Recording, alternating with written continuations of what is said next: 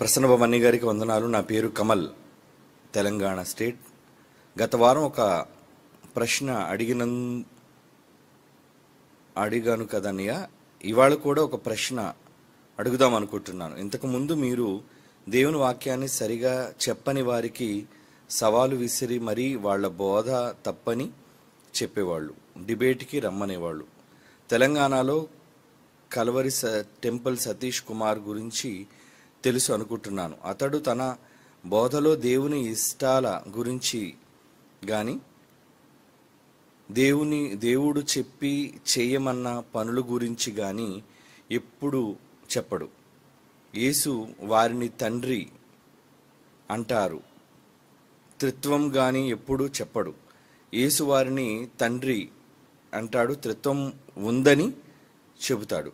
ఎక్కువగా ప్రజల సమస్యల గురించి దేవునికి లింక్ చేసి చెబుతూ ఉంటాడు.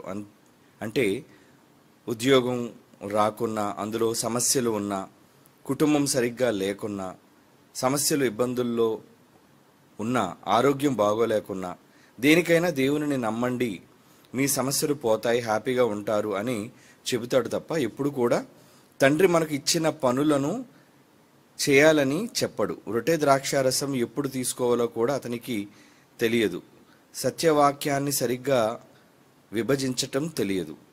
ఎందుకు ఇంతలా అతని గురించి చెబుతున్నాను అంటే, అన్ని ప్రాంతాల్లో ఉన్న కల్వరి టెంపుల్ భక్తులు సంఖ్య మొత్తం 1,00,000. ప్రతి వారం అబద్ధ బోధని చెబుతున్నాడు. ఎంతోమంది ఫోన్స్లో అతని ప్రసంగాలు వింటున్నారు. వీళ్ళందరి నుండి కానుకల రూపంలో కోట్ల రూపాయలు దౌర్జన్యంగా దండుకుంటున్నాడు. ఎన్నో కల్వరి సంఘాలలో పాస్టర్స్ లేకున్నా స్క్రీన్స్లో డిజిటల్ ఆరాధనలు పెడుతున్నాడు. 1,00,000 మంది అతని అబద్ధ బోధల వల్ల నరకానికి వెళ్ళడానికి సిద్ధంగా ఉన్నారు. ఈ విషయంలో తట్టుకోలేక బాధతో మిమ్మల్ని అడుగుతున్నాను. మీరు అతని ప్రసంగాలను ఒకసారి విని సవాలు విసిరి డిబేట్కి పిలిచి ఓడించి ఆ 1,00,000 మందిని అతని అబద్ధ బోధల నుండి బయట పడేస్తారని మీకు ఈ విషయాన్ని చెబుతున్నాను. ఇదంతా కూడా ఆ 1,00,000 మందిపై బాధతో చెబుతున్నాను అన్నయ్య. పాపం కమల్ అనే వ్యక్తి తెలంగాణ నుంచి చాలా ఆవేదన పడుతున్నాడు. చిన్నవాడు కదా, జ్ఞానం లేక. వాళ్ళందరూ ఏమైపోతున్నారో, వాళ్ళందరికీ సత్యాన్ని చెప్పాలి అన్న ఆలోచనే తప్ప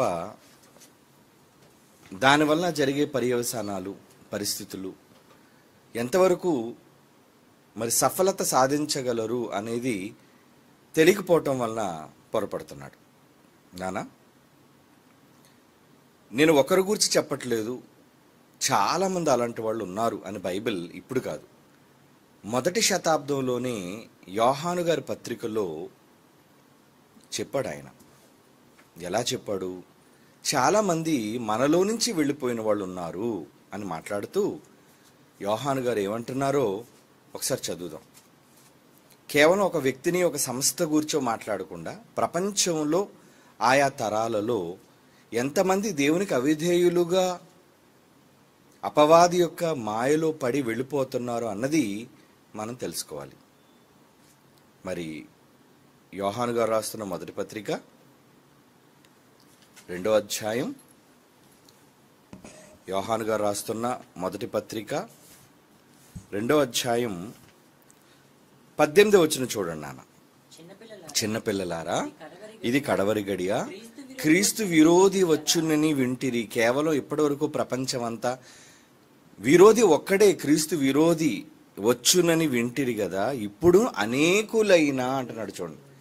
అనేకులు, విరోధి ఒక్కడు కాడు, అనేకులు ఉన్నారు అని మనం చెబుతున్నాం. బైబిల్ చెప్తుంది, మనం చెప్తున్నాం. కానీ ప్రజలకు అది అర్థం కావటం లేదు.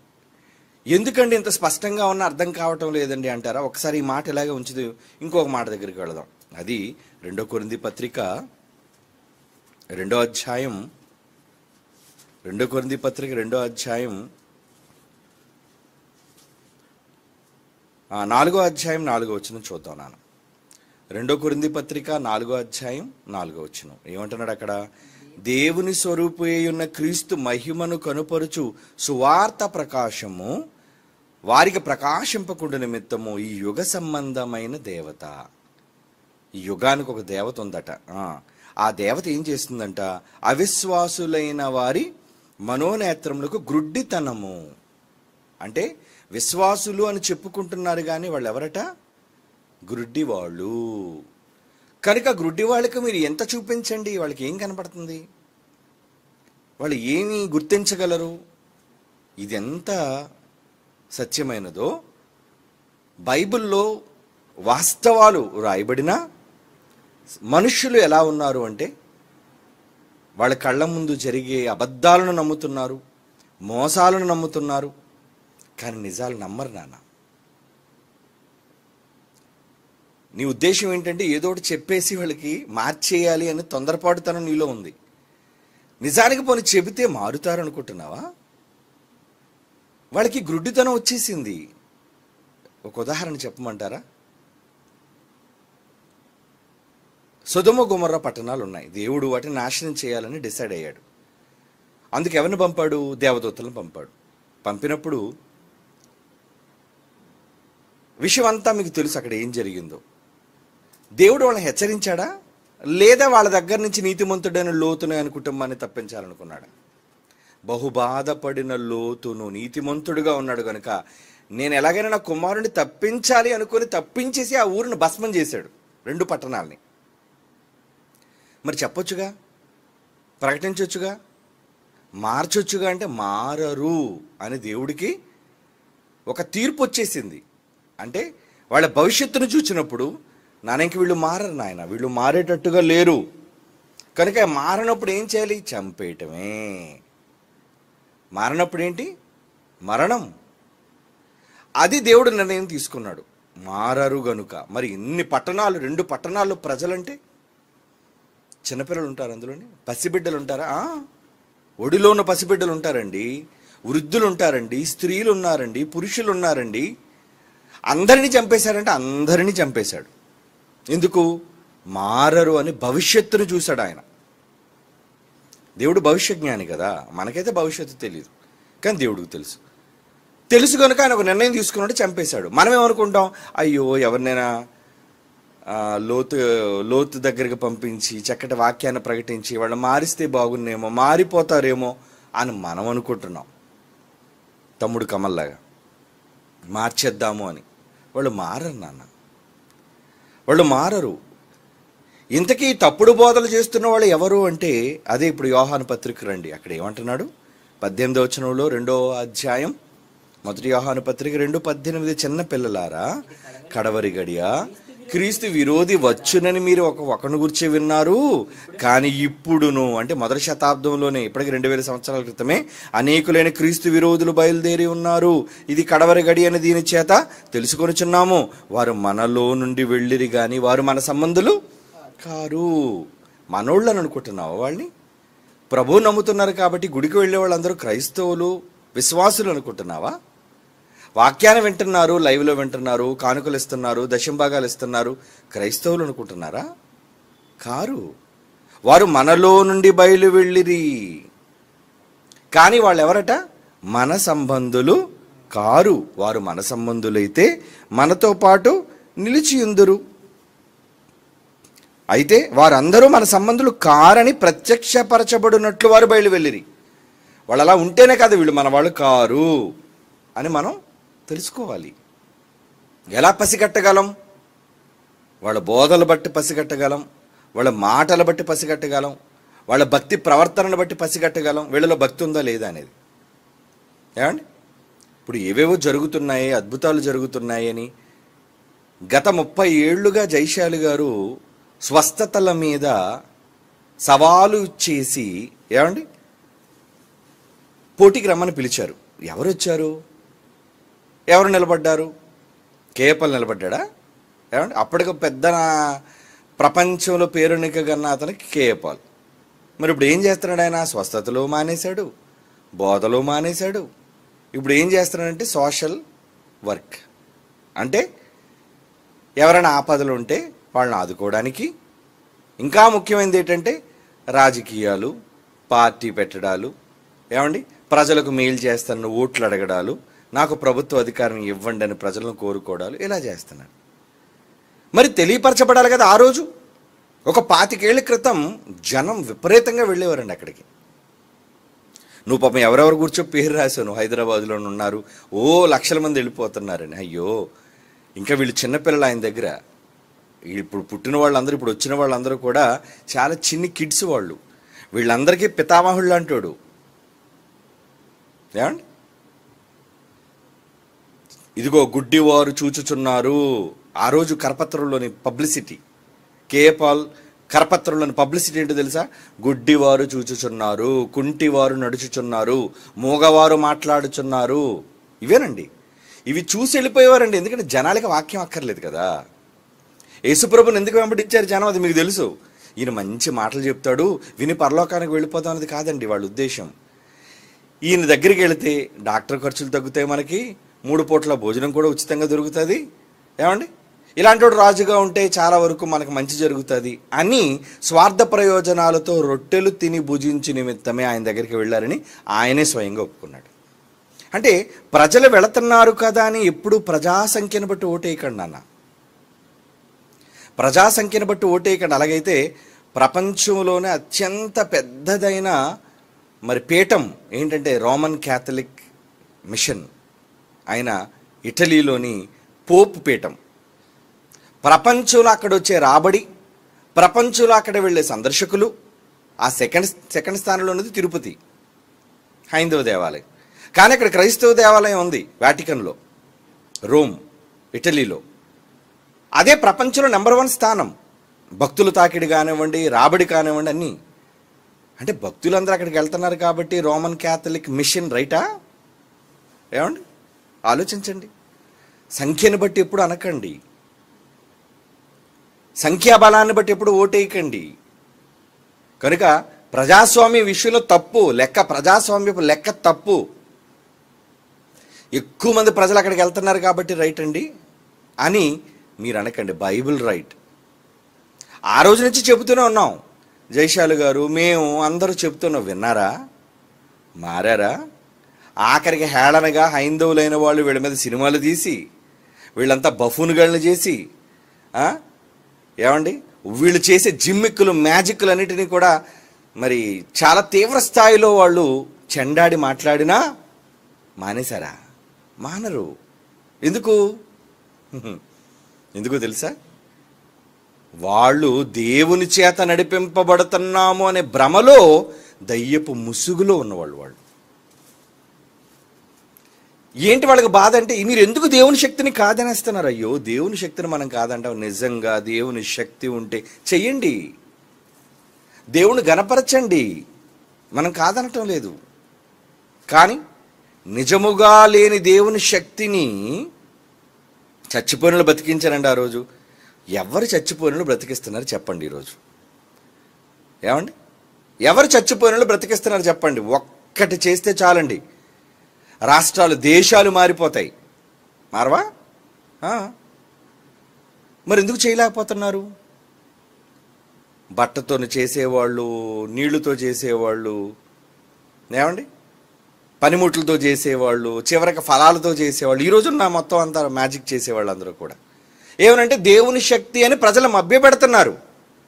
నిజానికి దేవుని శక్తి బైబిల్ ఆ రోజే చెప్పింది. అది దైవశక్తో కాదు అనేది 2వ దశలోనిక పత్రికలో మనం చదివితే ఏమంటున్నాడు? 2వ దశలోనిక పత్రిక 2వ అధ్యాయం 9వ వచనం నుంచి చూడండి. 2వ దశలోనిక పత్రిక 2వ అధ్యాయం 9వ వచనం నుంచి, నశించుచున్నవారు, నాశనానికి వెళ్ళిపోతున్నారు చాలా మంది, తాము రక్షింపబడుటకై సత్య విషయమైన ప్రేమను అవలంబింపకపోయారు. సత్య విషయమైన ప్రేమ అంటే, సత్యం అంటే వాక్యం. వాక్య విషయమైన ప్రేమ అంతా, వాక్యం మీద ప్రేమ అంతా వాళ్ళకి, వాక్యం మీద ప్రేమ వాళ్ళకి లేదు. ఒకరు ముగ్గురు ఒకరే అంటారు, ఒకరు ముగ్గురు వేరు వేరు అంటారు, ఒకరు ముంచాలంటారు, ఒకరు చిలకరించాలంటారు. చూసారు ఎన్ని రకాలైన భిన్నాభిప్రాయాలు వీళ్ళందరి మధ్య. ఒక సంస్థ, ఒక నాయకుడు, ఒక బోధకుడు అనకండి. ప్రపంచంలోని క్రైస్తవ నాయకుల్ని, సంఘాలని చూడండి, ఏమర్థమవుతుంది అందులో? ఒక్కొక్కరు బోధ ఒక్కొక్కలా ఉంటుంది. బైబిల్లో ఒకే మాటను తీసుకొని అందరూ రకరకాలుగా వాళ్ళు బోధిస్తుంటారు. ఇంతకీ ఏది రైట్ అనేది ఎవరు జడ్జి చేయాలి? మీరు నేనేం జడ్జి చేస్తామని చెప్పినా దానికి మళ్ళీ ఏదో తప్పు మాట్లాడతారు. వీళ్ళందరికీ తీర్పు తీర్చే దినం వాళ్ళ చావు దినం. లేదా యేసుప్రభు బతుకుంటే వాళ్ళు బతుకుంటే యేసుప్రభు వచ్చే దినం వాళ్ళకి తీర్పు తీర్చబడే దినం. అంతవరకు మన ఓపిక పట్టాలి. ఏమండి, ప్రకటించాడు నోవాహులా ప్రకటించినప్పుడు, లేదంటే నోవాహు ప్రకటించాడు మారలేదు, కుటుంబమే ఉంది. మరి యోనా ప్రకటించాడు కదండి, ఊరంతా మారిపోయిందంటే మరి యోనా లాంటి పరిస్థితి నోవాహు కాలంలో ఎందుకు లేదు? నినివే లాంటి పరిస్థితి నోవాహు కాలంలో ఎందుకు లేదు చెప్పండి. అనుకోని అన్ని కాలాలు ఒకేలా ఉంటాయని, అన్ని జబ్బులకు ఒకటే మందు అంటే ఎలా? ప్రతిదానికి ఒకటే సూత్రం అంటే ఎలా? ఆయా సందర్భాలను బట్టి మనం దాన్ని బైబిల్ని బట్టి ఖరారు చేసుకోవాలి. దేని మరి బైబిల్ ఏం చెప్తుంది? సత్య విషయమైన ప్రేమను అవలంబింపకపోయిరు గనుక. వాళ్ళు బైబిల్ మీద నమ్మకం లేదు, బైబిల్ మీద ప్రేమ లేదు. ఒకడు యేసుప్రభు దేవుడు కాదంటాడు, ఒకడు యేసుప్రభువే తండ్రి అంటాడు. వీళ్ళు ముగ్గురు ఒకడే అని ఒకళ్ళు అంటారు. లేవా అలాంటి భిన్నాభిప్రాయాలు? కూర్చోబెట్టి చెప్తే వింటారనుకున్నారా? ఎన్నోసార్లు సవాలు చేసి పిలిచిన ఎవ్వరూ రాలేదు. రాకపోగా ఏమండి వాళ్ళ అబద్ధాన్ని ఎలా ప్రాపకం చేసుకున్నారో ఇది ఇక్కడ చెప్తున్నాడు చూడండి. ఏంటది? వాని రాక వాళ్ళు సత్య విషయమైన ప్రేమను అవలంబింపకపోయారు గనుక వాని రాక అబద్ధ విషయమైన సమస్త బలముతో, అబద్ధం అంట వాళ్ళ దాంట్లో ఏముంది? అబద్ధ విషయమైన సమస్త బలముతోనూ నానా విధములైన సూచక క్రియలు. అబ్బాబ్బా, ఏటండి వండర్స్ జరిగిపోతున్నాయి అక్కడికి వెళ్తే? ఏటని చేత్తో ముట్టగానే జబ్బులు మాయమైపోతున్నాయేంటి? చేత్తో ముట్టకుండా ఇలాగంటే పడిపోతున్నారంటే జనాలు. శక్తి ఉందా చేతిలో? మరి ఎన్ని జనాలు నమ్ముతున్నారు, సూచక్రియలు అంటున్నారు, అద్భుతాలు అంటున్నారు. ఏమండి, వాళ్ళు పరలోకానికి వెళ్ళడానికి ఏది అవసరమో అది చెయ్యకుండా, ఏమంటే వాళ్ళ జీవనోపాధికి సంబంధించిన ఆహారం పెట్టడం ముఖ్యమా, లేదంటే వాళ్ళ ఆత్మ రక్షింపబడి పరలోకానికి వెళ్ళడానికి సంబంధించిన జీవాహారం ముఖ్యమా? జీవాహారమే కదా ముఖ్యం. ఎంత పెట్టినా ఏదో రోజు శరీరం చావాలి, మట్టిలోనికి పోవాలి. కనుక కాపాడవలసింది ఆత్మను. అందుకని ఆత్మజ్ఞానాన్ని బోధించాడు. మరి ఆత్మజ్ఞానాన్ని వీళ్ళు వింటారా? లేదండి, మా కోసం ప్రార్థన చేయండి. ఎందుకంటే ప్రజలు అమాయకులు, వాళ్ళకి బైబిల్ తెలియదు, వాళ్ళు చదవరు. వాళ్ళ నాయకుల మీద వాళ్ళకున్న నమ్మకం ఏమనంటే, మా నాయకుడు దైవజనుడండి, ఆయన దేవుని చేత అభిషేకింపబడినవాడండి, ఆయన ఎంత అభిషేకం లేకపోతే ఇంతమంది వస్తున్నారంటే కొంతమంది మాట్లాడితే అదంటే, చూసావా ఎంత జనం వస్తున్నారో, ఈ జనమంతా తప్ప అంటారు. ఏమండి, ఈ జనమంతా తప్ప అంటే ఒకసారి అక్కడికి వెళ్ళండి. మక్కాకి వెళ్తే ఎంతమంది ఉంటారు జనాలు? మక్కాకి వెళ్ళండి, లక్షల మంది ఉంటారు. రోమ్కి వెళ్ళండి, లక్షల మంది ఉంటారు. ఏమండి, తిరుపతికి వెళ్ళండి, లక్షల మంది ఉంటారు. మరి ఇప్పుడు ఈ ముగ్గురులో ఎక్కడ చూసినా జనాలే. ఏ జనాలది నిజం, ఎవరిది నిజం, అది మీరు నిర్ణయించుకోవాలి. మీరు జ్ఞానయుక్తంగా ఆలోచించి బైబిల్ని బట్టి మీరు నిర్ణయించుకోవాలి. కనుక ముందుగానే చెప్పాడు వాళ్ళ కోసం ఏమని? వాని రాక అబద్ధ విషయమైన సమస్త బలం ఉంటుందట. బలం అందులో మళ్ళీ చెప్పేది కూడా ఎలా ఉంటుందట? బలంగా చెప్తారు. మళ్ళా దారుణమైన అబద్ధమైన అది బలమైన నిజంగా వాళ్ళు ప్రకటిస్తారు. కనుక అబద్ధ విషయమైన సమస్త బలముతోనూ నానా విధములైన సూచక్రియలతోనూ మహత్కార్యములతోనూ దుర్నీతిని పుట్టించు సమస్త మోసము. అంటే దుర్నీతి అంటే ఏంటి? తప్పుడు నీతి ప్రజల్లోకి చూపించటం. ఇదిగోండి చూడండి, నేను కుంటుకొని వచ్చాను, నా 2 చెక్కలు వదిలేస్తున్నాను అని చాలామంది అప్పుడు గతంలోని కుంటి వాళ్ళకి 2 చెక్కలు ఇచ్చేవారండి, చంకన పెట్టుకునేవి. లారీ మీద వచ్చేవండి కేపాల్ మీటింగ్కి. లారీ మీద వచ్చేవంటే ఏంటి? వాళ్ళు తెచ్చేవారు కాదు. వచ్చిన రోగులు వాళ్ళ కర్రలు వదిలేసి, అంటే నడకరాని వాళ్ళు కాళ్ళు వచ్చేసి వాళ్ళ కర్రలన్నీ అక్కడ వదిలేస్తే ఆ కర్రలన్నీ కూడా ఒక లారీ మీద వేసి, అబ్బా లారీడు కర్రలు వచ్చాయండి. దేనికి అంటే ఎంతమంది స్వస్థత పొందారా? మరి ఇప్పుడు ఆ స్వస్థ బాధకుడు ఏం చేస్తున్నాడు? పాపం ఈ మధ్యన వైనాడు చుట్టూ తిరుగుతున్నాడు. ఏమండి, అక్కడ తుఫాన్ వస్తే, అదే వరదలు వస్తే ఏమండి ఏం చేయాలి? ఎవరిది నిజమని నమ్మాలి? బైబిల్ నమ్మండి. మనుషులు ఎందుకు నమ్మడం? మనుషులు కొన్ని బలహీనత ఏంటో తెలుసండి, బైబిల్ నమ్మరు, మనుషుల్నే నమ్ముతారు. ఏంటండి వీళ్ళు బలహీనత? దేవుడు రాయించిన ఒక పవిత్ర గ్రంథం ఉంది కదా, ఎవరి బోధలు వినకు, నువ్వు చదువుకోవచ్చు కదా. నేను చదవనండి. మరి చదవకపోతే పోతావు. బైబిల్ నీ కళ్ళ ముందు దేవుడు రాయించి మీ చేతుల్లో ఇచ్చిన తరువాత దానిని మీరు పఠించిన దాన్ని పాటించకపోతే మీకు శిక్ష అమలు జరుగుతుంది. అందుకన్నాడు, వాని రాక అబద్ధ విషయమైన సమస్త మోసముతోను నశించుచున్న వారిలో సాతాను కనుపరుచు బలమును అనుసరించియుండును. అది సైతానది. జరుగుతున్నవన్నీ కూడా మీరు ఏదో గొప్ప గొప్ప దైవ కార్యాలు అనుకున్నారు కదా, సైతాన్ చేస్తుంది అయ్యా. అదంతా సాతానుగడి ఏజెంట్లు, వాళ్ళంతా సాతానుగడి ఏజెంట్లు. అందుకే జనం తండోపతండాలుగా వెళతారు. క్రీస్తు సువార్త సభలు అంటే జనం వస్తారా? రారు. ఏమండి, తైలాభిషేక సభలు, స్వస్థత మహోత్సవాలు అంటే వస్తారు. ఎందుకు? అయ్యగారు ప్రార్థన చేస్తారు, ఏమండి తగ్గిపోవాలి. ఏమండి, అయ్యగారు నెత్తి మీద చేసి నూనె రాస్తే చాలండి తగ్గిపోయి. మూఢనమ్మకాలు, మూఢత్వం, దారుణమైన మూఢనమ్మకాల్లో ఈరోజు సమాజం కూరుకుపోయింది. క్రైస్తవ సమాజం వెనకబడిన భారతదేశమే కాదండి, అగ్రరాజ్యాల్లో ఉన్నవాళ్ళు కూడా ఈ మాయలను నమ్ముతున్నారు. తెలుసా మీకు? ఆస్ట్రేలియాలో లేవా భక్తులు? ఎలాంటి భక్తులు? అమెరికాలో లేవా? గ్రేట్ బ్రిటన్లో లేవనుకుంటున్నారా? అన్ని ప్రాంతాల్లో ఉన్నాయండి. మరి వాళ్ళు అగ్రరాజ్యాలు కదా, టెక్నాలజీలో పెరిగిన వాళ్ళు కదా, మరి వాళ్ళు ఎందుకు నమ్మరు? నిజాన్ని ఎందుకు నమ్మరు? లేదు, అబద్ధాన్నే నమ్ముతారు వాళ్ళు. ఎందుకో తెలుసా? ఇప్పుడు చదవండి ఎందుకు అబద్ధాన్ని నమ్ముతున్నారంటే, 10వ వచనం, దుర్నీతి పుట్టించు సమస్త మోసముతోనూ నశించుచున్న వారిలో సాతాను కనుపరుచు బలమును అనుసరించి ఉండును. ఇందుచేత సత్యమును నమ్మక వాక్యాన్ని నమ్మరట. దుర్నీతి యందు అభిలాష గలవారందరూ శిక్షావిధి పొందుటికే. వాళ్ళందరికీ ఏముంది?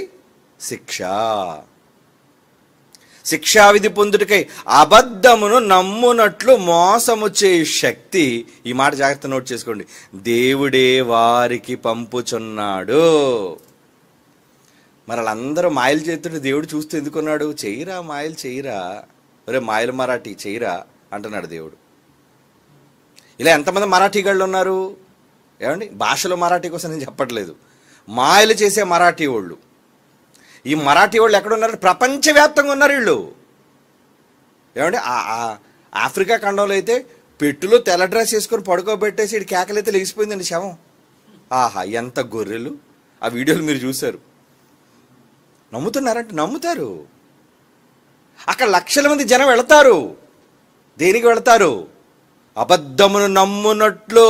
ఏమండి, మరి దేవుడు మార్చరా వీళ్ళని? మారర్రా వీళ్ళు, నాకు తెలుసు. నేను దేవుడు పాయింట్ ఆఫ్ వ్యూలో చెప్తున్నాను. మారరు. అబద్ధాన్ని నమ్మాలి వీళ్ళు అని నమ్మడానికి దేవుడు ఏం చేస్తున్నట? అబద్ధమును నమ్మునట్లు మోసము చేసే శక్తిని దేవుడే వారికి పంపుచున్నాడు. రే వెళ్ళిపోండిరా మీరు అందరూ. మరి అప్పుడు డౌట్ రావచ్చు, ఏమండి మరి దేవుడే మోసం చేసే శక్తి పంపిస్తున్నప్పుడు మనకు సువార్త సభలు పెట్టడం ఎందుకండి అనే డౌట్ మీకు రాయొచ్చు. ఇంక మనం ఎందుకు చెప్పడం? సభలు ఎందుకు, సదస్సులు ఎందుకు, ఈ కష్టాలు ఎందుకు? శుభ్రంగా మనం కూడా ఇంట్లో 3 పూట్ల తిని ఇంట్లో కూర్చుంటే మంచిదిగా లేదండి. ఒక మాట చెప్పాడు. ఇక్కడికి వద్దాం. యోధా పత్రిక చూడండి. యోధా పత్రికలో ఒకే ఒక అధ్యాయం ఉంటుంది. అందులో యోధా పత్రికలో 22 చూడండి. 23, 22 కాదు, 23. యోధా పత్రిక 23వ వచనం, అగ్నిలో నుండి లాగినట్లు కొందరిని రక్షించుడి. అగ్నిలో నుండి లాగినట్లు కొందరిని రక్షించండి. అంటే ఈ లక్షల మందిలో కొద్ది మంది, హ్యాండ్ఫుల్ ఆఫ్ పీపుల్, అంటే ఒక గుప్పెడంతమంది జనం మీకు దొరుకుతారు. ఆ దొరికిన వాళ్ళు మీరున్నారు. ప్రపంచంలో 2 కోట్ల మంది ఉన్నారు క్రైస్తవులు, 400 కోట్ల మంది. మీరంతా ఎంత అన్నారు చెప్పండి? సత్యమైన బోధన అనుసరించేవారు ఎంతమంది ఉన్నారు చెప్పండి? కోట్ల మంది ఉన్నారట మీరు. లేదండి, 1,00,000 దాటడం కూడా కష్టమని నేను అనుకుంటున్నాను. నా ఎస్టిమేషన్ ఏంటంటే 1,00,000 కాదు, 1,00,000 అంటే 100,000 దాటడం కష్టం. 100,000 దాటడం కష్టం. అంటే ప్రపంచంలో దేవుడు సత్యాన్ని నమ్మిన వాళ్ళు మీరు బహు కొద్ది మందిగా, ఈ వాక్యాన్ని వింటున్న వాళ్ళు, ఏమంటే ఈ లైవ్ చూస్తున్న వాళ్ళు, సత్యంలో ప్రయాణం చేస్తున్న వాళ్ళు, వాళ్ళకి తెలుసు ఏమండి ఎన్ని మోసాలు కదండి. ఇప్పుడు ఇంత పెద్ద ఉత్తరం ఎందుకు రాయాలండి? ఇంత పెద్ద ప్రశ్న ఎందుకు రాయాలంటే అయ్యో వాళ్ళందరూ నాశనానికి వెళ్ళిపోతున్నారు అని బాధ తమ్ముడికి. మరి ఏం చేస్తావు? నువ్వు కేవలం వాళ్ళకి సోదరుడివే. కన్న తండ్రి ఒక ఆయన ఉన్నాడు, ఆయనకి లేదా బాధ? నీకంటే ఎక్కువ బాధ ఆయనకే ఉండాలి కదా. ఏనానా కమల్? అయ్యో వీళ్ళందరూ నాశనానికి వెళ్ళిపోతున్నారే, తప్పుడు బోధలు చేస్తున్నారే, ఎప్పుడు చూడండి కుటుంబ వ్యవహారాలు, ఇంటిలో పరిస్థితులు, భార్య భర్తతో ఎలా ఉండాలి, భర్త భార్యతో ఎలా ఉండాలి, పిల్లలు ఎలా ఉండాలి, ఏమండి ఏదో చెట్టు కింద కూర్చొని చిలక జోషం చెప్పాడు ఎలాగైతే ఇవన్నీ చెప్తే ఆడి దగ్గరికి అది మీరు వెళ్తారు. అలా మనుష్యులకు ప్రయోజనకరమైనవేంటో అంటే ఏంటి? మీ శరీరానికి ఏది అవసరం, మీ కుటుంబాలకు ఏది అవసరం, మీకు ఉద్యోగాలు కావాలా, ప్రార్థనలు కావాలా, ప్రార్థన అవసరతల కొరకు. చూడండి ఎక్కడైనా ఈ దరిద్రపు మాట ఉంటుంది. ప్రార్థన అవసరత ఏంటి?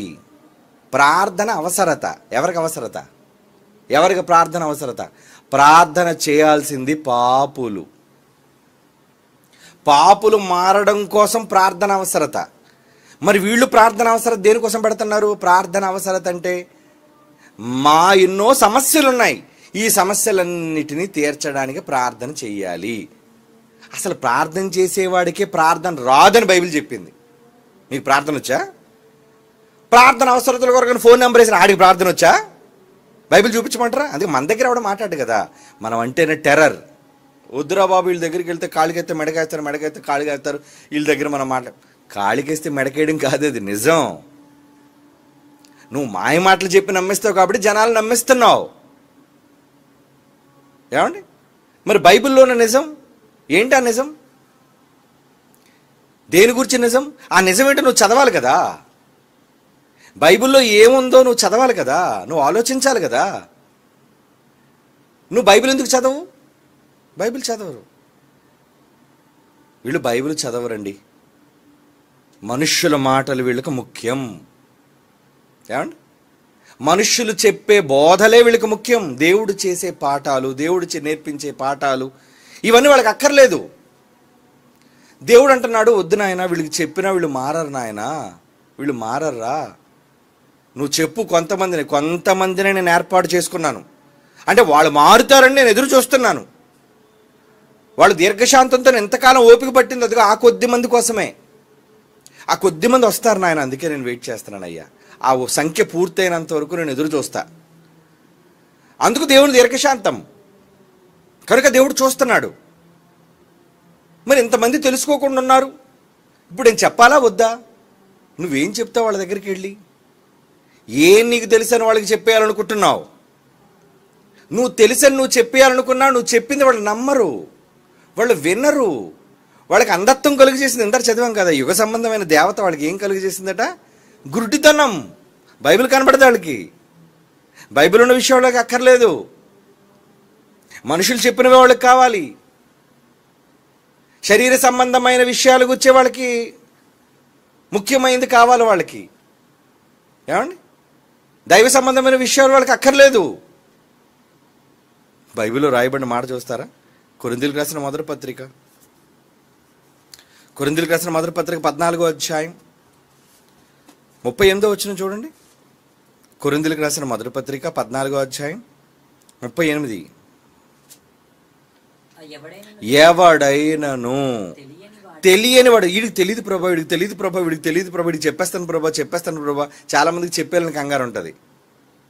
వినేవాళ్ళకి చెప్పండి, వినని వాళ్ళకి చెప్పకండి.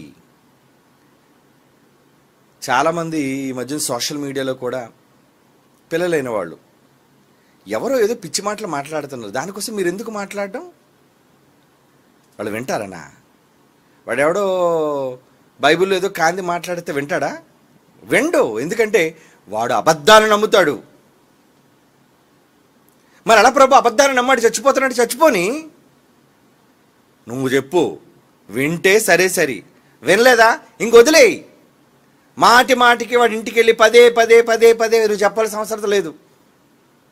అందుకే ఏమన్నాడు ఇక్కడ చూడండి ఈ మాట, ఎవడైనను తెలియని వాడైతే తెలియని వానిగానే ఉండనిమ్ము. అంటే తెలియని వాడిగా వదిలేస్తే మంచిదంటారా? మీరు చెప్పండి. ఏమిటి తెలియని వాడిగా అలా వదిలేయడం మంచిదేనా? పోనేరా, నీకేంటి పోనే. ఆ ఊరందరికీ చెప్పారు, బాబు కరెంటు తీగి పడిపోయిందయ్యా, ఇటు వైపు నుంచి వెళ్ళకండి అని చెప్పారు. మీరు ఒక 2 గంటలు ఉన్నారు. ఇంక మీ పనులన్నీ మానుకొని ఏమంటే పొద్దు నుంచి రాత్రి 24 గంటలు డ్యూటీ చేస్తారు అక్కడ? చెప్పండి. మరి మీరు తినరా? మీ పని లేదా? మీకు బాధ్యత లేవా? ఇల్లు లేదా? కుటుంబం లేదా? అన్నీ విన్నా చాలేవా నువ్వు చెప్పడం మాకు పో అన్నారు అనుకో, నువ్వేం చేయాలి అప్పుడు? ఒరే మీ చావు మీరు చావండిరా అంటారు కదా. మీ చావు మీరు చావండి, నువ్వు వినవు, మాకు తెలుసులే అన్నారు అనుకోండి, ఏమంటావు అప్పుడు నువ్వు?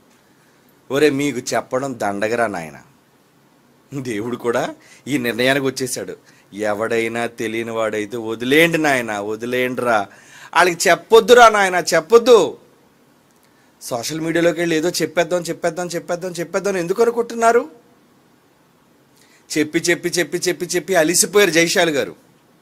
అందుకే ఒకటే మాట అన్నారు, నాయన ఎవడైనా బైబిల్ని కాదంటే వాడికి ముందు సమాధానం చెప్తాం.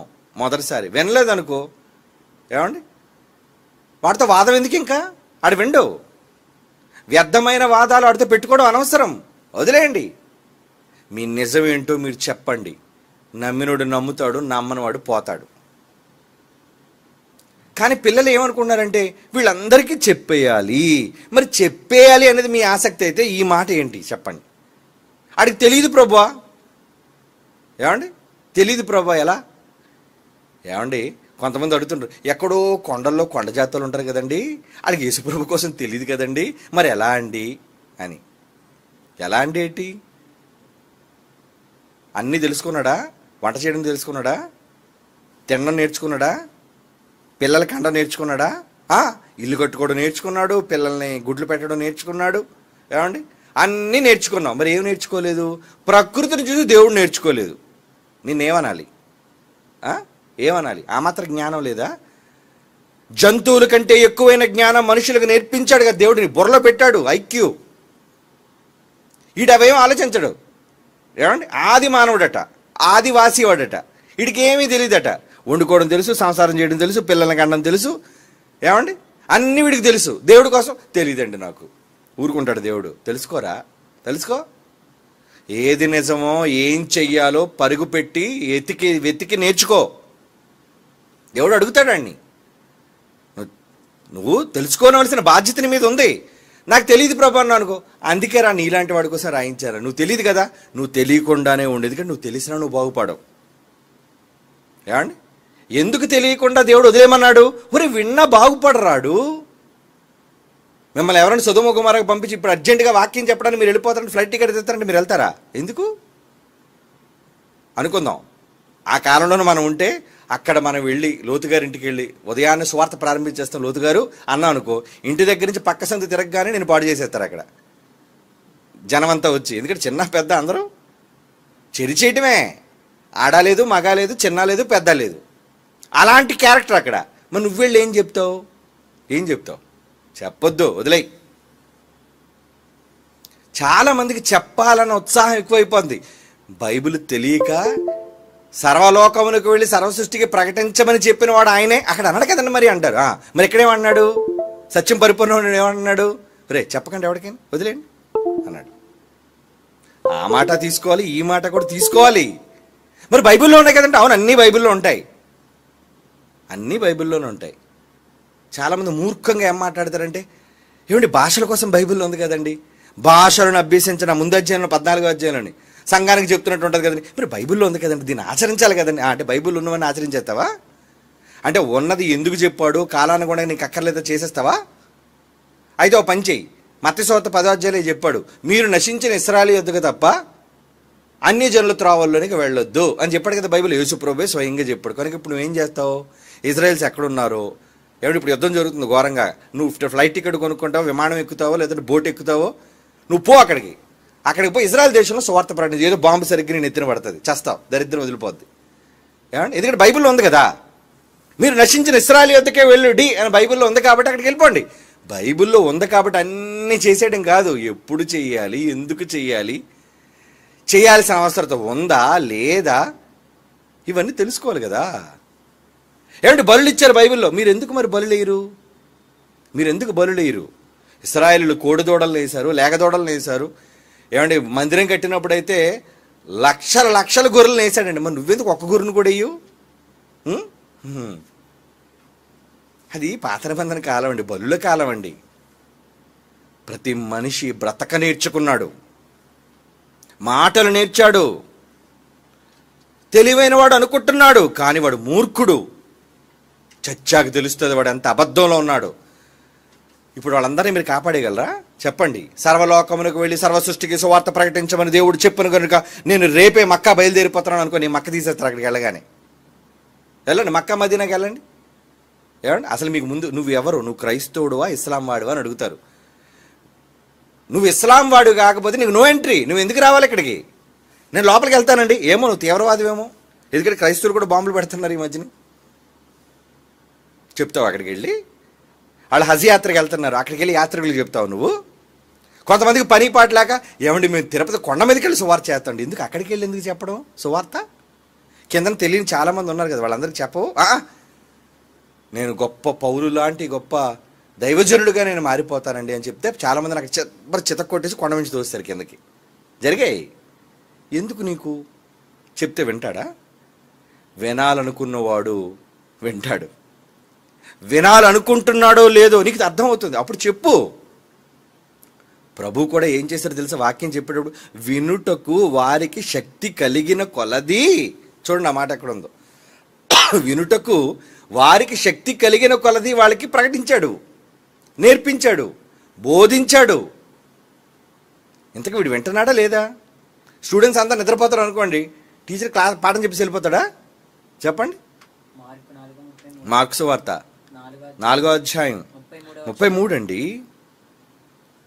మార్కు సువార్త 4వ అధ్యాయం 33. వారికి వినుటకు, వినుటకు అంటే ఇంట్రెస్ట్ చూపిస్తున్నారు. వినుటకు శక్తి కలిగిన కొలది ఇలాంటి అనేకమైన ఉపమానములు చెప్పి ఆయన వారికి వాక్యము బోధించను. వినే శక్తిని బట్టి బోధించాలి. మీరు చాలామంది సువార్తలకు వీధుల్లోకి వెళ్తున్నారు కానీ అందరూ వింటారా? వచ్చారా బాబు తెల్లవారి తలపోటుగాళ్ళు, డొక్కు డోలు పట్టుకొని వీళ్ళు పాటలు, వీళ్ళు వేషం, తెల్లవారి సన్నాయుళ్ళు వాయించడానికి వచ్చినట్లుగా ఎద్దును పట్టుకొని, ఏమంటే సంక్రాంతికి వచ్చినట్లుగా వీళ్ళందరూ ఏంటి ఇలా తయారైపోయి వచ్చారేంటి? బాగా టిఫిన్ తిన్నారు, కంజర్లు డోలక్కులు పట్టుకొని. ఏమిటి చాలామంది బాధపడతారేమో. వినని వాళ్ళకి ఎందుకండి చెప్పటం? ఎవడైనా నువ్వు తెలియని వాడైతే తెలియని వాడిగానే ఉండనివ్వండి. ఏమిటి యేసుప్రభు దగ్గరికి ప్రజలు వచ్చారుగా, నేను ఇక్కడ ఉంటాను అని యేసుప్రభు తెలుసు, అక్కడికి వచ్చారు ప్రజలు. బోధకుడి దగ్గరికి ప్రజలు వచ్చారు.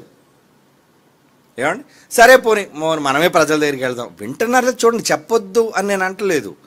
చెప్పేటప్పుడు వాడు వింటున్నాడా లేదా? ఎవరో వినేవాడు అక్కడ ఉన్నాడు అనుకోండి, పర్లేదు, వాడికి చెప్పండి, బాబు వింటానంటే 2 మాటలు చెప్తానండి. చెప్పండి, కరపత్రం తీసుకోండి, 2 మాటలు చెప్తానండి ప్లీజ్. చెప్పండి సిస్టర్ చెప్పండి అన్నాడు, చెప్పండి. నువ్వు మాట్లాడుతున్నా హలో అనుకుని ఫోన్ పట్టుకుని పక్కకు పోయాడు అనుకోండి, నువ్వు ప్రసంగం మధ్యలో ఏం చేయాలి ఇంకా? ఏమండి ఎండ్. అంతేగాని ప్రసంగం అయిపోయినంత ఆడు ఫోన్ మాట్లాడి వచ్చినంత వరకు నేను మళ్ళీ రెడీగా ఉంటాను, ఎందుకంటే ఇప్పుడు ప్రసంగం నేను ముగించాను అర్జెంటుగా. చాలామంది ఇందులో ఫోటోలు పిచ్చోళ్ళు. ఏమండి సువార్తకి వెళ్ళి మళ్ళీ నా ఫోటో కనబడాలి సుమా, నేను చెబుతున్నట్లుగా డాడీ చూడాలి, దేవుడు చూడకపోయినా పర్లేదు. లేరా దొంగలు ఉన్నారండి ఇలాంటి వాళ్ళు. ఆడోళ్ళు ఇలాంటి దొంగలు, అందులో వీళ్ళు ఎక్కువ ఉన్నారు దొంగలు. ఫోన్ ఇవ్వటం, నా ఫోటో తీ. చివరికి విదేశాలు కూడా పంపించేస్తున్నారు. ఏమండి ఎప్పుడూ సువార్తలో కనబడలేని వాళ్ళు సడన్గా సువార్తల్లోకి వచ్చేసి మళ్ళీ ఎలాంటి చక్క టిప్ టాప్గా తయారైపోయి, ఏమంటే మట్టానికి శుభ్రంగా ఉదయం టిఫిన్ తిని గట్టిగా మరలా మధ్యాహ్నం వచ్చేసరికి కరెక్ట్గా మంచి భోజనం ఉండాలి సుమా. ఏమంటున్నారు? Non vegetarian. మొన్న ఎంత అయింది అర్రా సువార్త కలిసి అంటే 7,000 అని చెప్పారండి. 7,000 ఎంతమందికి? అంత కలుపుకుంటే పట్టుకుని 30 మంది ఉన్నారేమో. 30 మంది భోజనానికి 7,000. ఏమండి క్యారేజీలు పట్టుకెళ్ళి తినొచ్చు కదా. అక్కడికి వెళ్ళిన తర్వాత మాకు నాన్ వెజిటేరియన్ గట్టిగా ఉండాలి, ఎందుకంటే అలసిపోతాం కదా.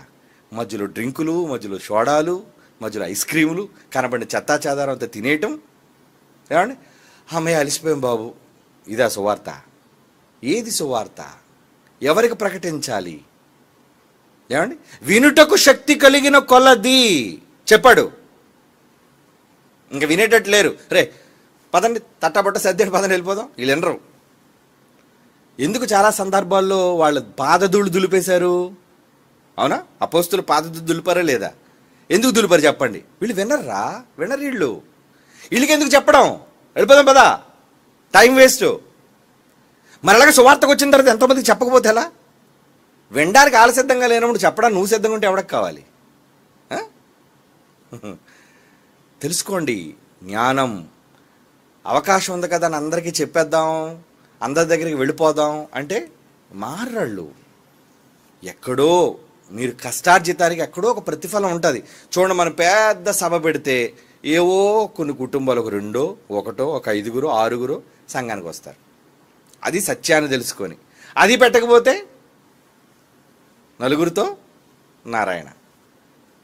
అందరితో పాటు వాళ్ళు ఉంటారు, మామూలుగానే ఉంటారు వాళ్ళు. ఆ కొద్ది మంది కోసం మనం ప్రయాసపడుతున్నాం. అగ్నిలో నుండి కొందరిని అన్నాడు కదా, ఆ కొందరిని రక్షించడానికే మీరు ఫోకస్ చేయండి. కొందరిని రక్షించాలి, కొందరినైనా సరే కాపాడాలి. ఏమండి, ఇప్పుడు ఆ కాపాడాలి వదిలేసి క్రైస్తవుల మధ్య ఏం జరిగింది తెలుసా? అంతర్యుద్ధం. అంతర్యుద్ధం అంటే ఈ సంఘమోడు ఆ సంఘోడి మీద ధ్వజం ఎత్తడం, వాడు బైబిల్ పట్టుకొని ఈ సంఘోడి మీద ధ్వజం ఎత్తడం. ఏమండి, ప్రసంగాల్లోనే ఇష్టానుసారంగా మాట్లాడుకోవడం అండి, వ్యంగ్యంగా మాట్లాడుకోవడం అండి. ఏమయ్యా, వాడు క్రైస్తవుడు కదా, నీ సోదరుడే కదా, వాడు తప్పు చెప్తే ఫోన్లో మాట్లాడు. ఏమయ్యా తప్పు చెప్తున్నావు, కూర్చొని మాట్లాడతావు, రావచ్చు కదా. ఆహా, వాడికి ఫోన్ చేయడు, ఏం చేయడు. ఏమండి, సోషల్ మీడియా ఉంది కాబట్టి ఒక వీడియో రిలీజ్ చేస్తాడు. ఏమండి, వాడు తినకుంటాడేంటి, ఆడొక వీడియో రిలీజ్ చేస్తాడు. నా చిన్నప్పుడు బ్లాక్ అండ్ వైట్ సినిమాల్లో ఇటు ఏమండి ఆ యుద్ధాల్లోని ఇటు నుంచి ఒక బాణం వదిలిపెట్టేవాళ్ళు. ఆ బాణం డైరెక్ట్ రాదని ఆకాశంలోకి వెళ్తుంది. అది నా చిన్నప్పుడు బ్లాక్ అండ్ వైట్ సినిమాలో నేను చూసిన యుద్ధాలు. యువతల నుంచి ఇంకొక బాణం వెళ్తుంది, ఇందులో నీరు వస్తుంటే అందులో నిప్పు వస్తుంటుంది. ఈ 2 ఆకాశంలో గుద్దుకుంటాయి, తప్పన కింద పడిపోతుంది. వీళ్ళు బాగానే ఉన్నారు, మధ్యలో బాణాలు పేలిపోతున్నాయి అక్కడ. ఏమండి, ఈరోజు పరిస్థితి ఎలా ఉందంటే, లోకాన్ని రక్షించడానికి క్రైస్తవులుగా మనమంతా సంఘటితంగా ఉండి, ప్రేమగా ఉండి, అమాయకుడైన వాడిని కాపాడాలి అని కదా మన ఉద్దేశం. అగ్నిలో నుండి కొందరిని రక్షణలోనికి తీసుకొని రావాలి అంటే, రక్షణలో ఉన్నోళ్ళు ముందు కుమ్మేసుకున్నారు వీళ్ళు లోపల. రే నీ బలం ఎంత, నా బలం ఎంత, బస్తీవే సవాల్, కమాన్. ఎందుకు ఇదంతా? ఈ మాట చెప్తే చాలామందికి బాధాకరంగానే ఉంటుంది. అవ్వండి, వాస్తవం చెప్పాలి కదా. ఇప్పుడు మీలో మీరు గుద్దుకోవడం కంటే, మీలో మీరు కొట్టుకోవడం కంటే అది ఇప్పటికే చాలా లోపం. ముందు మీరు దేని మీద మనసు పెట్టాలి? ఏమండి, బయట వాళ్ళని ఎలా రక్షించాలి, బైబిల్ తెలియని వాళ్ళని, క్రీస్తును నమ్మని వారిని నేను ఎలా రక్షించాలి. వీళ్ళు కాన్సన్ట్రేషన్ ఎప్పుడు బయట ఉండదండి. ఇంకొక సంఘం మీద దాడి చేసి ఆ సంఘంలో కొంతమందిని వీడి వైపు తెచ్చుకోవడం.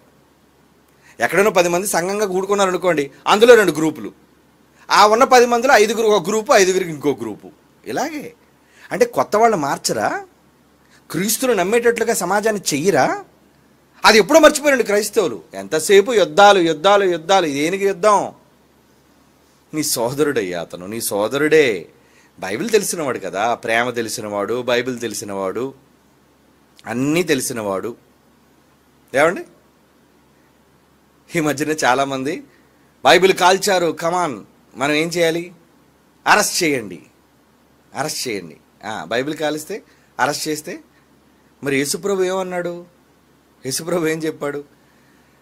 నాయన, మిమ్మల్ని ఎవరైనా కొట్టినా, దాడి చేసినా, దూషించినా క్రీస్తు నిమిత్తం, బైబిల్ నిమిత్తం ఏమండి క్షమించేయండి నాన్న, క్షమించేయండి వాళ్ళని అని మన నాయకుడు నేర్పిస్తే మేము పగలు సాధిస్తాం, పంతాలు పడతాం, తప్పు చేసిన వాళ్ళకి శిక్ష పడినంత వరకు మేము భీష్మించి కూర్చుంటాం. ఎంతవరకు కూర్చుంటాడు? ఏదో పోలీస్ స్టేషన్కి వెళ్ళంతా గట్టిగా కేకలేసుకొని వెళ్తారు, ఆ తర్వాత ఏదో కాగితం ఇచ్చేస్తారు, ఆ తర్వాత అయిపోయింది, ఇంటికి వెళ్ళిపోతాం పద. ఇంకేమైనా తర్వాత యాక్షన్, నో యాక్షన్. ఏంటి, వాళ్ళ మీద పగ సాధించేద్దామని? వాడిని శత్రువు అయితే వాడి కోసం ప్రార్థన చేయి. ఏమండి, నీ శత్రువు అయితే వాడి కోసం ప్రార్థన చేయి. వాడిని కాపాడడానికి చూడు, వాడిని మార్చడానికి చూడు. నువ్వెళ్ళి వాడి మీద పగ సాధించాలనుకుంటావేంటి? వాడి మీద కేసులు బనాయించాలనుకుంటున్నావా?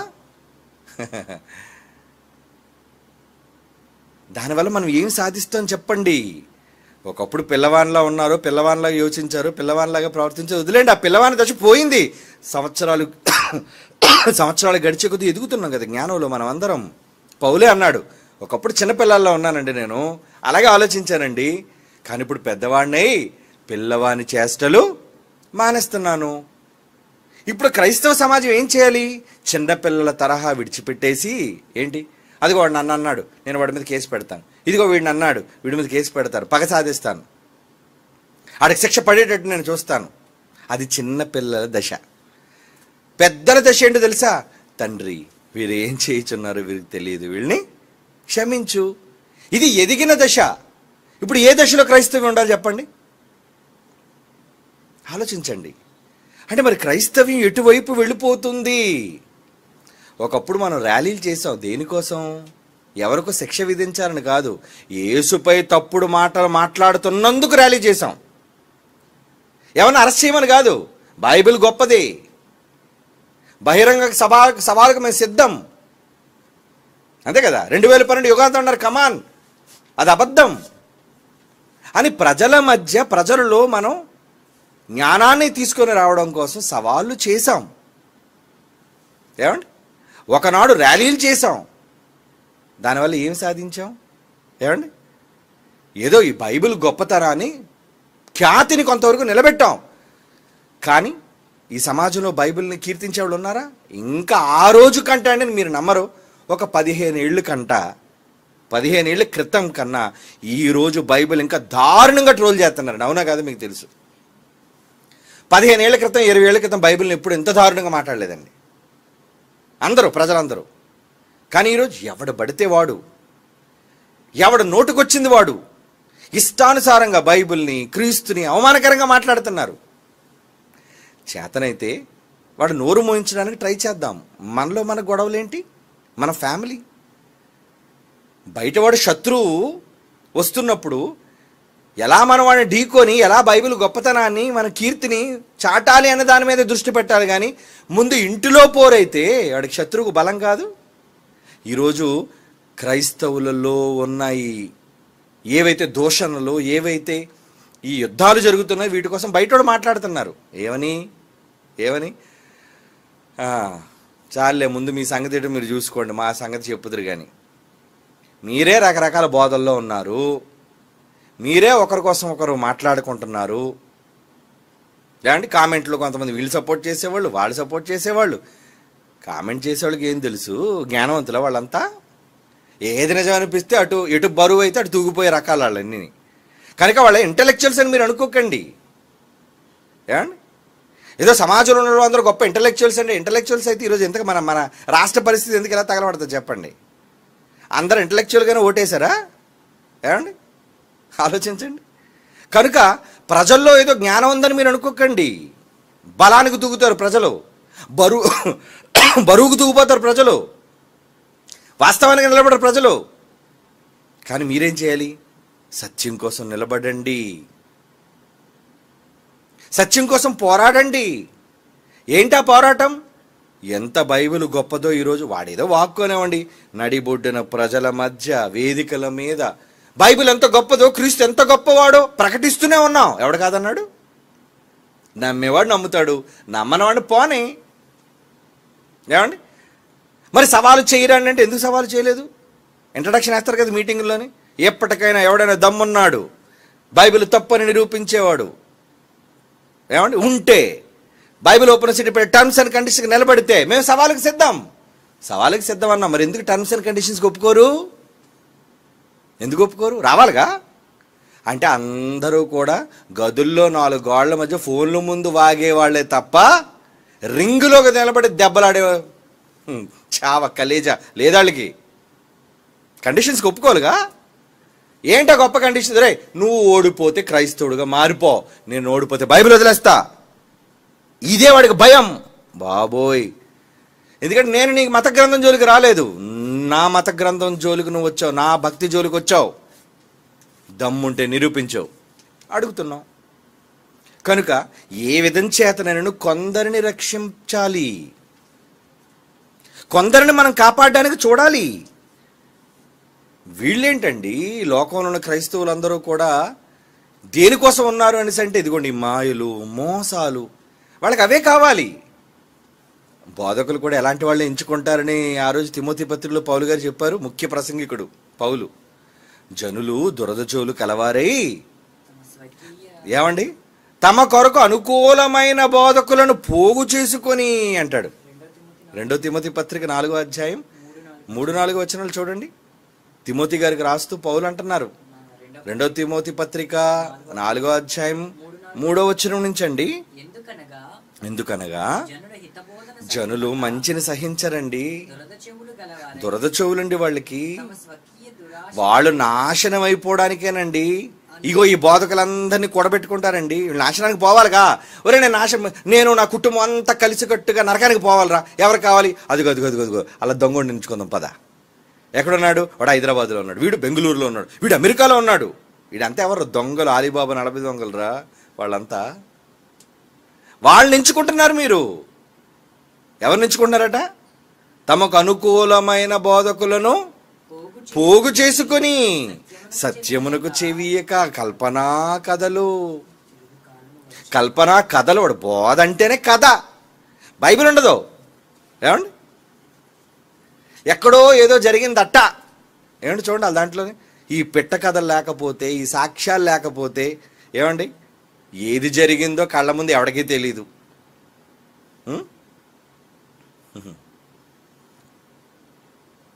ఒకడు సైకిల్ తొక్కుని వెళ్ళిపోతుంటే దెయ్యం కూర్చుందట వెనకాతల, కథ చెప్తున్నారు. ఇవన్నీ పిట్ట కథలే కదండి. ఎవడో గుండు పట్టుకొని పరిగెడుతుంటే తల్లి గుండె పడిపోతే నాయన దెబ్బ తగిలిందా అని అడిగిందట అమ్మ గుండె. ఓరి పిచ్చోడ గుండు మాట్లాడడం ఏట్రా? ఏదో వినడానికి నీతి కథగా బాగుంటుంది కానీ నిజానికి గుండు మాట్లాడదు కదా. అలాగే ఈడు కూడా చెప్పేది ఏంటంటే, తొక్కుకుంటూ వెళ్ళిపోతుంటే వెనకాల దెయ్యం కూర్చుందట. లిఫ్ట్ అడిగింది బాబు నిన్ను, నన్ను కొంచెం ఒడ్డు అవతలికి దించేని. కనపడక నువ్వే కనపడ్డావా అంటే ఎంత ఫన్నీ. జనాలకి దెయ్యం ఎక్కింది, ఏం చేసింది? గోల్డ్ ఏమైనా ఉన్నదా దానికి? భుజమే చేయమని వేసిందా? మధ్యలో నడుమే చేయమని వేసిందా? ఇది వినడానికి ఈ గోర్లకి ఆసక్తి. అంతే కదండి. ఒక తెలియని విషయాన్ని మీకు చెప్పి, కట్టుకథను మీకు చెప్పి అటెన్షన్లోకి తెచ్చుకోవడం. ఇందులో వాక్యం లేదు. వాక్యం ఉందా? పోనాడు సైకిల్ ఎక్కింది. అసలు దెయ్యం ఆత్మ సైకిల్ ఎక్కడ వింటరా? ఆరోగ్యులు మనిషి అనుకున్నావా? దెయ్యం ఏంటి? అసలు దెయ్యం కోసం అవగాహన నీకు లేదు. అసలు దెయ్యాలు భూమి మీద తిరగవంటే మళ్ళీ ఆడ మనిషి అట.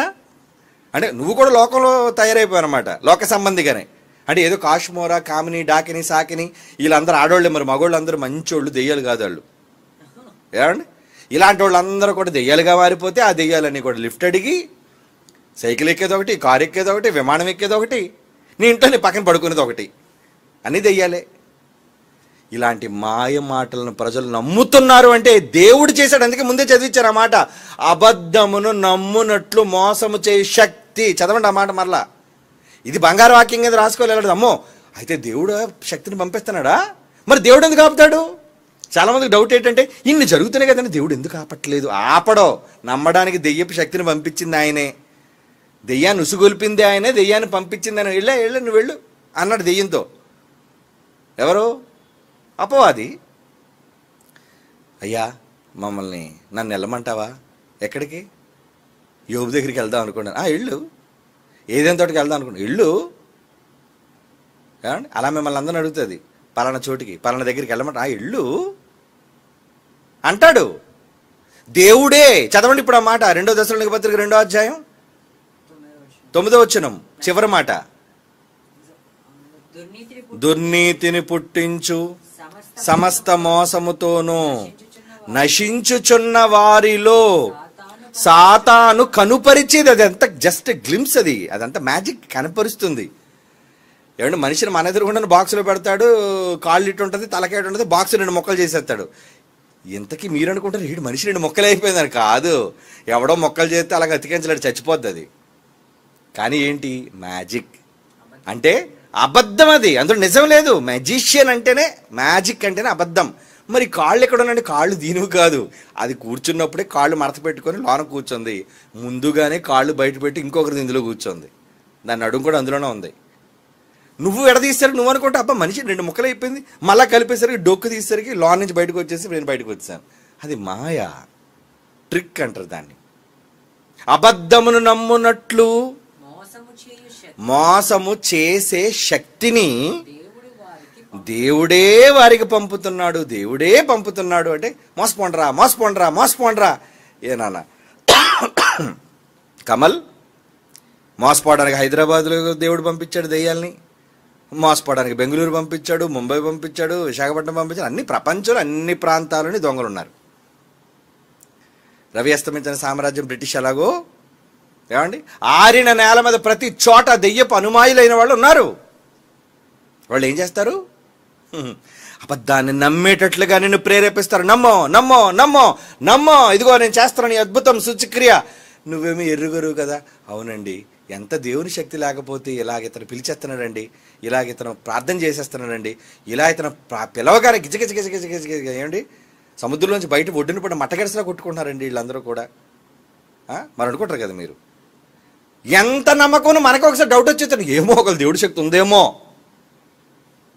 ఏమండి కొంతమంది మరీ అల్ప విశ్వాసులకి, ఏమండి బలహీనులైన విశ్వాసం కలిగిన వాళ్ళకి వాళ్ళు మ్యాజిక్లు చూడగానే బా నిజంగా దేవుడి శక్తి ఉందేమో ఇళ్ళులో అనిపించేస్తుంటుందండి. అంటే అబద్ధమును నమ్మునట్లు మోసం చేసే శక్తి దేవుడు పంపిస్తున్నాడు. వాడే పంపించినాడు, దేవుడు పంపించినాడు వాడే.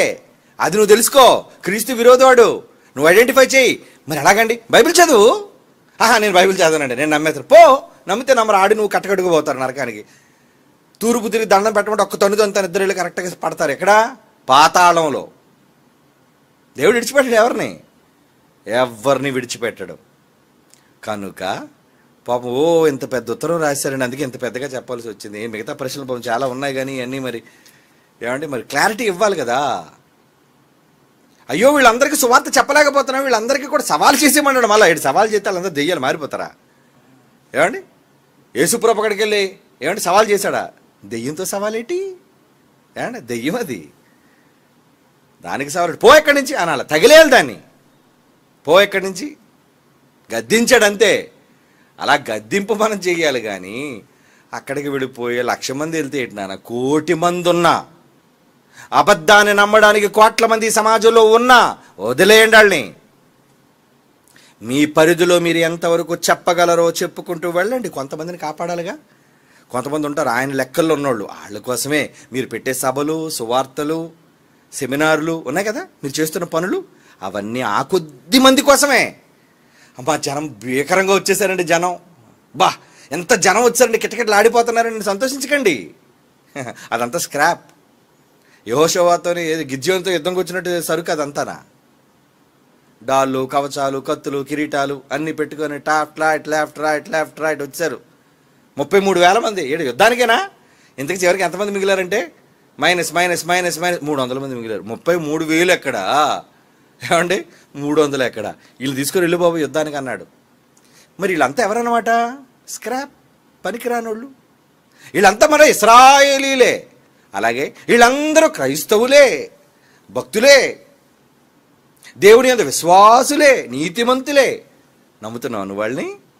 నమ్మొద్దు నాన్న, అమాయకుడు కదా నువ్వు. మేము ఇలాంటి వాటిలో పండిపోయాం. ఎంతమందిని చూసాం, ఎన్ని సంవత్సరాలుగా ఎంతమందిని చదివాం. కనుక ఏదో వీళ్ళకి చెప్పేయాలని, వీళ్ళు మార్చేయాలని తొందర మీలా మాకు ఉండదు. ముందు చూస్తాం అసలు వీడు వింటాడా వీడు వింటాడా. వినాలనుకుంటే చెప్పాలని మాకు అనిపిస్తే చెప్తాం, లేదంటే పో చెప్పనికి పో. అమ్మమ్మ మీరు అలా అనకూడదు కదండి, తృణీకరించకూడదు కదండి అంటే ఎందుకు తృణీకరించకూడదు? ఎవడైనా నువ్వు తెలియని వాడైతే తెలియని వాడిగానే వాడిని నేను చెప్పేస్తానండి. ఎలాగైనా వాడికి ఎలాగైనా చెప్పాలంటే బైబిల్ అంతా నేర్పించేయాలండి అంటే నీ దగ్గరికి ఎవడొస్తాడో వాడికి నేర్పించు, వినేవాడికి నేర్పించు. అనవసరమైన వాళ్ళకి చెప్పొద్దయ్యా, నీ కష్టాన్ని వృధా చెయ్యొద్దు. మీరు వినడానికి వచ్చారు కాబట్టి నేను చెప్తాను. మీరు ఎవరు రారనుకోండి సెలవు, హ్యాపీ. మీరు రాలేదనుకోండి లైవ్కి, ఏం చేస్తాం? ఈరోజు లైవ్ లేదు, హ్యాపీ, హాలిడే. నాకు సెలవే, మీకు సెలవే. విన్నారనుకోండి ఎవరికి మంచిది? మీకే మంచిది. ఏమండి హాస్పిటల్ ఓపెన్ అయి ఉందనుకోండి ఎవరికి మంచిది? రోగులకు మంచిది. హాస్పిటల్ సెలవు అన్నారనుకోండి, ఆహా ఎంత చల్లని వార్త చెప్పారండి. కేజీ వచ్చి సెలవు అన్నారనుకోండి, పేషెంట్లు అందరూ ఏమైపోవాలి చెప్పండి? రోగాలు వచ్చి కనుక కొన్ని ఎమర్జెన్సీ ఎప్పుడు కూడా మూతపడకూడదు. ఎవరో కొంతమంది రోగుల కోసం కాపాడడానికి ఎమర్జెన్సీ కేసులనే ఉంటాయి. వాళ్ళ కోసం అండేనండి ఈ కష్టం అంతా. మేము సిద్ధపడి ప్రశ్నలు స్వీకరించి మీకు సమాధానాలు చెప్పి దీనివల్ల మీరు ఏదో మెడలిస్తారనో, అందులో మీరు తిట్టుకునే వాళ్ళు ఎక్కువ మంది ఉంటారు. పోలని తిట్టుకోనండి, తిట్టుకుంటే ఇంకా మంచిది. ఎందుకంటే ఎవడు అబద్ధముగా చెడ్డ మాటలలో పలుకున్నప్పుడు మీరు ధన్యులు, దేవుడు వరం ఇచ్చాడు. ఎంతమంది తిట్టుకున్నాను, నువ్వు బాధపడదురా బిడ్డ, పరలోకంలో నీకు డబ్బు వేసేస్తానంటే అప్పుడు నేనేమన్నా తిట్టండి తిట్టండి తిట్టండి తిట్టండి అనాలి నేను ఇప్పుడు. కనుక తిట్టండి తిట్టండి, మీరు తిట్టాలంటే నేనేం చేయాలి?